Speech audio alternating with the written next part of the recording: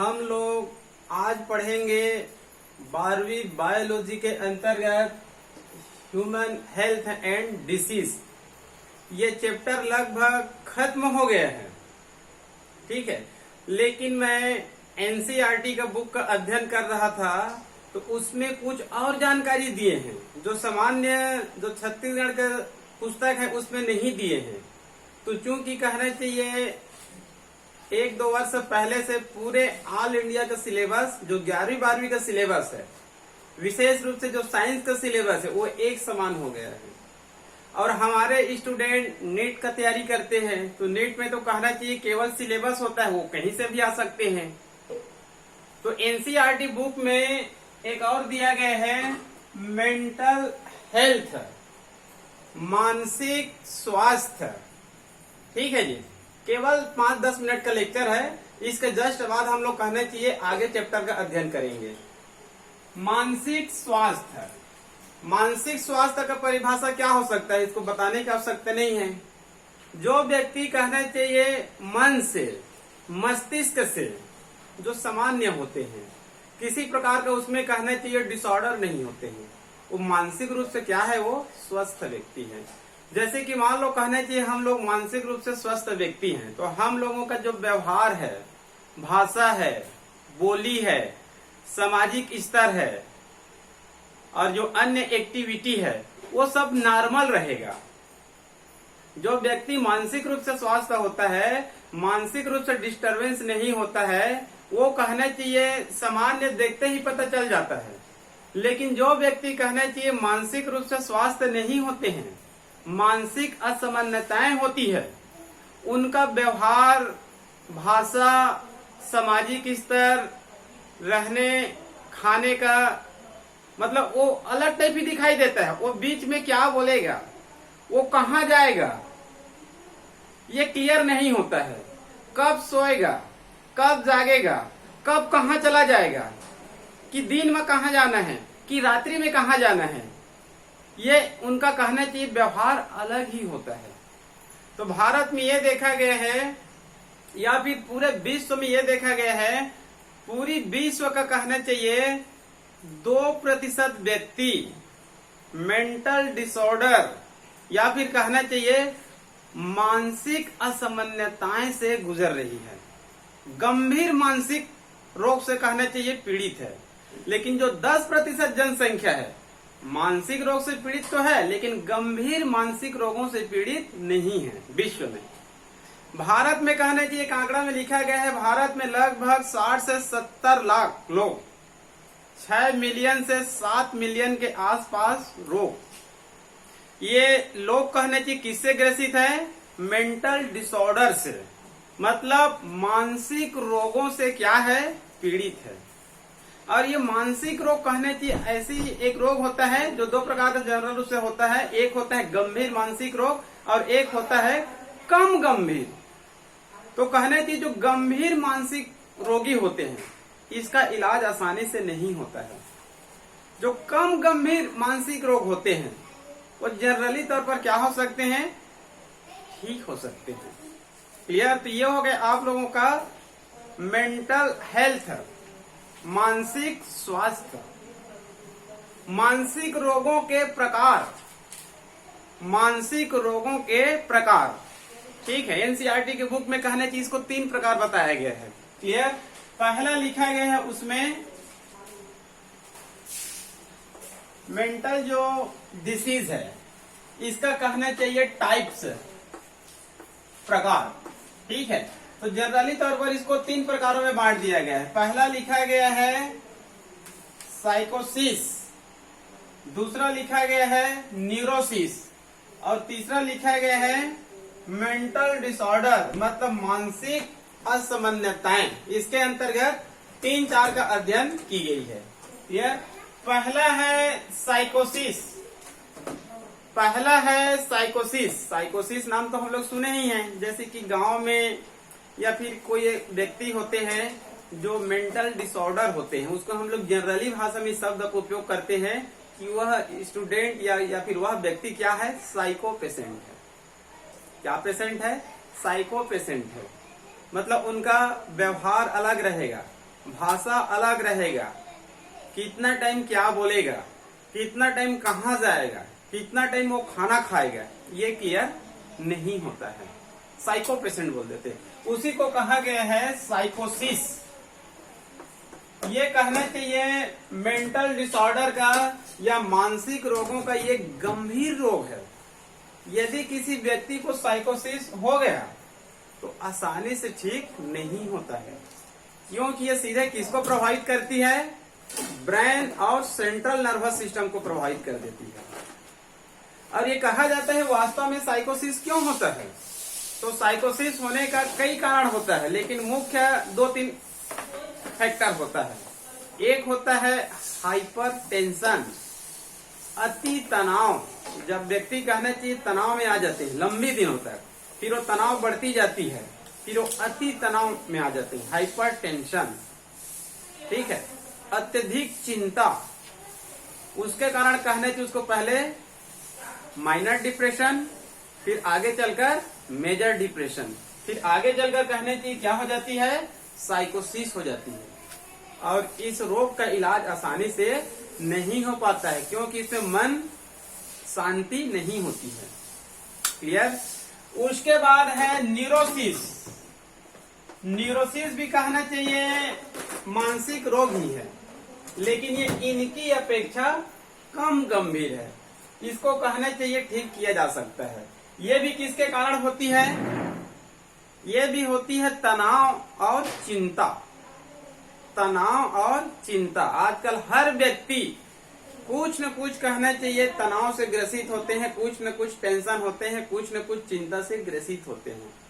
तो कोई व्यक्ति बड़े बड़े कहना चाहिए जो चिंता होती है, तनाव होती है, उसको सीरियसली नहीं लेते हैं, जिसके कारण उसको नहीं होता है। लेकिन बहुत लोग होते हैं उसको बहुत ही सीरियसली ले लेते हैं। तो आगे चलकर कहने की क्या हो सकता है? न्यूरोसिस हो सकता है। ये मानसिक रोगों का कहना चाहिए हालांकि कम गंभीर है। क्लियर? उसके बाद है मेंटल डिसऑर्डर, मतलब मानसिक असामान्यताएं। मानसिक असामान्यताएं, तो इसके अंतर्गत 3-4 रोगों का अध्ययन किया गया है। जैसे पहले नाम बता देता हूं, 4 ही रोग दिया गया है। पहला है इपिलेप्सी, मतलब मिर्गी। उसके बाद है पार्किंसन, उसके बाद है अल्जाइमर, और उसके बाद है साइजोफ्रेनिया, साइजो या सीजोफ्रेनिया। 4 कहने की मानसिक असामान्यताएं रोग दी गई है। क्लियर? तो पहला देख लेते हैं यहाँ पर मिर्गी रोग को। मिर्गी रोग मतलब इपिलेप्सी। गांव में कहने की कई व्यक्ति मिर्गी रोग से ग्रसित रहते हैं। ठीक है। तो वास्तव में मिर्गी रोग का संबंध किससे है? मिर्गी रोग का संबंध इपिलेप्सी का संबंध ब्रेन से होता है। ब्रेन में कहना चाहिए 20-25 भाग होते हैं। पहले तो उसको 3 भाग में बांट देते हैं, अग्रभाग, मध्य भाग, पश्च भाग। प्रत्येक भाग में कहना चाहिए और बहुत सारे आर्गन पाए जाते हैं। तो ये माना जाता है मिर्गी होने का मुख्य कारण मस्तिष्क के किसी आर्गन में, मस्तिष्क के किसी आर्गन में असामान्यता विद्युत प्रवाह पाई जाती है। मतलब जो विद्युत प्रवाह होता है सामान्य नहीं होता है, बल्कि क्या हो जाता है? असामान्य हो जाता है किसी आर्गन में, जिसके कारण क्या हो जाता है? मिर्गी। और मिर्गी का लक्षण क्या होता है? गांव में देखे होंगे किसी व्यक्ति को, मिर्गी का लक्षण होता है वो बीच बीच में एक दौरे के साथ आता है। जब ये दौरे के साथ में आता है तो पूरे कहना चाहिए शरीर में संकुचन होता है। क्या होता है? हाथ पैर में संकुचन होता है, और संकुचन के कारण व्यक्ति हाथ पैर को क्या करने लगता है? झटके देने लगता है, पटकने लगता है। दूसरा लक्षण, अपने टीथ की सहायता से जीभ को काटने लगता है और माउथ से झाग निकलने लगता है, और व्यक्ति इस प्रकार से गिर जाता है। तो मिर्गी रोग को कहना चाहिए, विशेष रूप से जो मिर्गी की रोगी है उनके साथ में रहना चाहिए। उनको कहना चाहिए, मान लो बाइक चला रहे हैं, अचानक से दौरा उत्पन्न हो गया तो बाइक से क्या हो सकते हैं? गिर सकते हैं। मान लो तालाब में नहा रहे हैं, नदी में नहा रहे हैं, अचानक से दौरा पड़ गया, तो मिर्गी रोगी के साथ में हमेशा कोई न कोई रहना चाहिए यदि कहीं गए हैं तब, क्योंकि ये बीच बीच में ये कहना चाहिए उत्पन्न होता है। तो मिर्गी रोग भी कहना चाहिए एक मानसिक असामान्यताएं रोग है, जिनका संबंध किससे होता है? ब्रेन से होता है। ठीक है। हालांकि समय अनुसार ये ठीक भी हो जाता है। उसके बाद है पार्किंसन। पार्किंसन भी कहना चाहिए एक मानसिक असामान्यताएं रोग है। ये जनरली तौर पर कहना चाहिए जैसे जैसे उम्र बढ़ती जाती है 50-60 के बाद किसी किसी व्यक्ति को होता है, हर व्यक्ति को नहीं होता है। इनका मुख्य लक्षण होता है जो हाथ होता है और ये जो सिर होता है, इसमें कहना चाहिए कंपकंपी होती रहती है। ठीक है, मान लो कोई व्यक्ति कहना चाहिए 50, 60, 70 साल के बाद इस प्रकार से कहना चाहिए, इस प्रकार से हिलती रहती है बीच बीच में, तब उसको क्या कहा जाता है? पार्किंसन। या फिर हाथ भी इस प्रकार से बीच बीच में कहना चाहिए कंपकंपी होता रहता है, ये कहना चाहिए पार्किंसन डिसीज है। ये भी कहना चाहिए मेडिसिन से या फिजियोथेरेपी से क्या किया जा सकता है, इसको ठीक किया जा सकता है। क्लियर? उसके बाद है अल्जाइमर। अल्जाइमर रोगों का अध्ययन हम लोग principle of inheritance and variation वाले चैप्टर में हम लोग अध्ययन किए थे। अल्जाइमर, अल्जाइमर कहने चाहिए एक न्यूरोलॉजिस्ट का नाम है, संभवतः वो जर्मनी के न्यूरोलॉजिस्ट थे अल्जाइमर। उन्होंने ही कहना चाहिए इस रोग का खोज किया था। तो ये भी कहने चाहिए किससे रिलेटेड है? मानसिक असामान्यताएं, मतलब ब्रेन से रिलेटेड है। ठीक है, ये क्यों होता है ये आज तक क्लियर नहीं है, लेकिन अल्जाइमर के अनुसार 40 वर्ष बाद, 50 वर्ष बाद हमारी जो मस्तिष्क होती है उसके न्यूरॉन में एमाइलॉइड नामक प्रोटीन का जमा होने लगता है। ब्रेन में एमाइलॉइड नामक प्रोटीन का क्या होने लगता है? जमा होने लगता है, जिसके कारण न्यूरॉन धीरे धीरे क्या होने लगती है? नष्ट होने लगती है और व्यक्ति में डिमेंशिया हो जाता है, मतलब भूलने की बीमारी हो जाता है। इसी को कहा गया है अल्जाइमर या डिमेंशिया। इसको जेनेटिक डिसऑर्डर भी कहा जाता है, आनुवंशिकी असामान्यताएं। ठीक है, लेकिन कुछ वैज्ञानिकों का मानना है कि ये 19वें और 21वें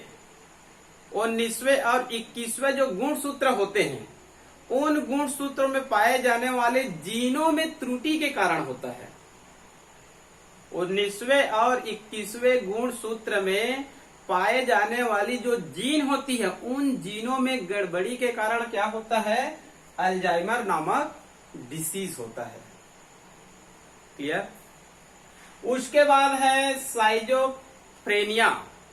इसको सीजोफ्रेनिया भी लिखा रहता है और साइजोफ्रेनिया भी लिखा रहता है। ये भी मानसिक असामान्यताएं हैं, मतलब एक प्रकार से ये भी साइको पेशेंट जैसे ही है। मान लो किसी व्यक्ति को साइजोफ्रेनिया यदि हुआ है तो वह व्यक्ति भी कहना चाहिए उसका जो भाषा होता है, जो व्यवहार होता है, अनियमित होता है। जैसे हम लोग सामान्य हैं तो हमारे जैसे सामान्य उनका व्यवहार, सामान्य भाषा नहीं रहेगा। ये भी लगभग कहने चाहिए साइको पेशेंट जैसे ही होते हैं, सीजोफ्रेनिया या साइजोफ्रेनिया। ठीक है, ये किसके कारण होता है? इसके होने का कारण कुछ लिखा गया है, डोपामिन का अधिक सेक्रेशन होना। हमारे शरीर में डोपामिन नामक रासायनिक पदार्थ का ज्यादा मात्रा में सेक्रेशन होना। और दूसरा बताया गया है मस्तिष्क का जो अग्रभाग होता है, मस्तिष्क का जो अग्रभाग होता है उनकी क्रियाशीलता में कमी आना। मस्तिष्क के अग्रभाग की क्रियाशीलता में कमी आना और डोपामिन का अधिक सेक्रेशन, उसके कारण क्या होती है? साइजोफ्रेनिया होती है। ये भी एक मानसिक असामान्यता है। क्लियर? उसके बाद है लास्ट में प्रोजेरिया। उसके बाद है लास्ट में प्रोजेरिया। प्रोजेरिया का हालांकि कहना चाहिए पुस्तकों में उल्लेख नहीं है, लेकिन ये भी कहना चाहिए मानसिक असामान्यताएं से ही एक रिलेटेड रोग है। प्रोजेरिया वास्तव में क्या रोग है ये ज्यादा लोगों को पता नहीं है। मैं भी इसको कभी पुस्तक में पढ़ा नहीं था, लेकिन कहना चाहिए एक 2009 में एक मूवी आई थी हिंदी फिल्म का नाम था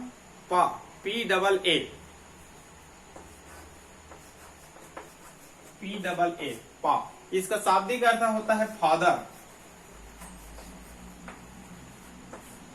ठीक है, इस फिल्म में अमिताभ बच्चन और अभिषेक बच्चन थे।